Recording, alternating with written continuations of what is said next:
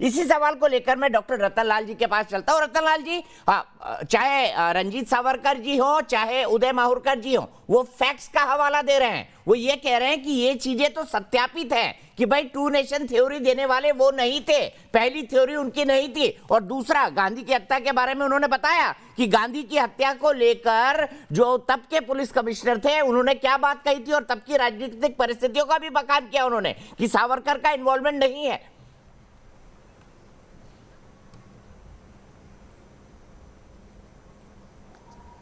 शुक्रिया सभी दोस्तों का। और सबसे पहले मैं इतिहास का प्रोफेशनल छात्र हूं, और इतिहास जो है भक्ति में और रोने गाने पीटने से नहीं लिखा जाता है और तथ्यों पर आधारित होता है। पहले मैं उदय जी को बहुत बहुत बधाई देना चाहता हूं, क्योंकि मैं भी एक एडिटर, ऑथर और ट्रांसलेटर हूं, और कई किताबें मेरी भी पब्लिश हैं। तो कितना दर्द होता है, पेन होता है किताब बनाने में, वो हम जानते हैं। इसलिए उदय जी को पहले बधाई। और मेरा जो शोध है, पीएचडी है, जिसमें कई किताबें हम छाप चुके हैं, वो वीर सावरकर के दोस्त थे एक ऑक्सफोर्ड में, ये काशी प्रसाद जायसवाल, उसी पे मेरा रिसर्च है। और 2009-10 तक 1909-10 तक सब वहाँ साथ थे, और कोर्ट परिसर में कई बार काशी प्रसाद जायसवाल जाते थे, जिसका एविडेंस हमें मिला है। बहरहाल, मैं इतिहास किसी व्यक्ति के एवोल्यूशन को समाज के एवोल्यूशन की तरह देखता हूँ। जो आदमी 20 साल में जो होगा वो जरूरी नहीं कि 30 साल में हो, जो जरूरी नहीं वो 40 साल में हो, जरूरी नहीं 50 साल में हो। तो एक इंडिविजुअल का भी over a period of time evolution होता है। और मैं उम्मीद करता हूं कि उदय जी की जो किताब है वो फैक्ट बेस्ड होगी, एनालिसिस होगी। और इतिहास में कोई भी इतिहास एकदम एब्सोल्यूट नहीं होता है। इतिहास आधा गिलास पानी भरा है, आधा खाली है, दोनों बातें होती है, व्याख्या होता है इतिहास। तो अभी जैसा कि मैं सुन रहा था उदय जी को कि उन्होंने सावरकर साहब की जो हिंदुत्व की जो व्याख्या थी, उस हिसाब से तो बीजेपी सरकार उनके खिलाफ ही काम कर रही है। पहले पॉइंट पर आ जाएं, जो गांधी की हत्या वाला है, फिर हिंदुत्व पे भी आ जाएंगे। पहले डॉक्टर रतनलाल जी, हम गांधी की हत्या वाले पर आ जाएं, क्योंकि आशुतोष ने भी उसका जिक्र किया, रंजीत जी ने भी उसका जिक्र किया, और उदय जी ने भी जिक्र। दीपक जी सुनिए,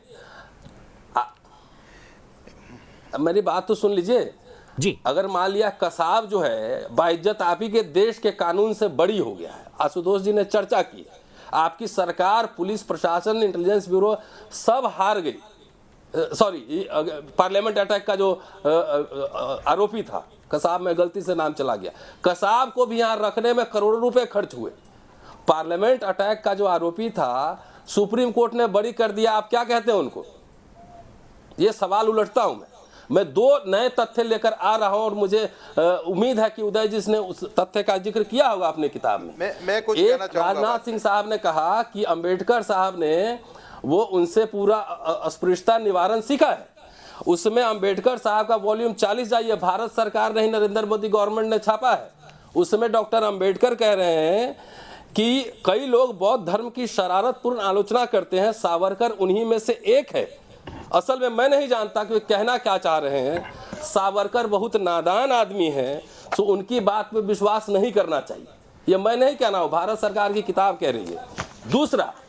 दूसरा एविडेंस मैं दे रहा हूं। चलिए माफीनामा तो छोड़ दीजिए, हो सकता है कि आदमी रणनीति हो, स्ट्रेटजी हो, जो कॉलोनियल टॉर्चर था बहुत लोग बर्दाश्त नहीं करें, हो सकता है। सब लोग भगत सिंह नहीं हो सकते, हम उम्मीद नहीं कर सकते कि सब लोग भगत सिंह होंगे। लेकिन आज़ादी के बाद का CIA का एक डॉक्यूमेंट है, 3 पेज का, ट्विटर फेसबुक पे शेयर्ड है। आप जाकर चेक कीजिए कि सावरकर साहब उस समय केसरी पत्रिका निकालते थे और उसमें लेख लिखते थे वामपंथियों के खिलाफ। वो जाके गए हैं अमेरिका में, वॉशिंगटन DC होटल में ठहरे हैं, CIA के कई एजेंट से मिले हैं, अफ्रीकन देशों के कई डिप्लोमेट से मिले हैं, वहां चर्चा हुई है। वो लेख लिखते थे वीकली। एक सेकंड अब ठहर जाइए, अभी लेट मी कंप्लीट, मैं डिस्टर्ब नहीं करता। बोलिए, पूरा बोलिए प्रोफेसर। सावरकर साहब जो लेख लिखते थे, 168 पब्लिकेशन एशिया और यूरोप में जाते थे, और उनके लिए $195 $75 जो है वो लेख लिखने का, और $120 खर्चा वो लेते थे प्रिंटिंग का, मेलिंग का, तमाम। $195 सावरकर साहब 1961 का एक डॉक्यूमेंट है, सोशल मीडिया पे अवेलेबल है, CIA के डिजिटल प्लेटफॉर्म जाइए, वहां अवेलेबल है। तो वहां CIA से भी लेते थे। आपको भारत रत्न देना है तो दे दीजिए। अब तक बहुत सारे ऐसे लोगों को भारत रत्न मिल रहा है कि उसका कोई मतलब ही नहीं है, बहुत लीला करने वाले लोग को भी मिल रहा है। और जिनके आप बात मैं बता रहा हूं कि सचिन तेंदुलकर को भी देखिए घोटाले में भी नाम उनको भी मिला हुआ है। मालवीय जी के बारे में भगत सिंह लिखे हैं, ठीक है, कि चलिए हम विषय तक सीमित रहते हैं।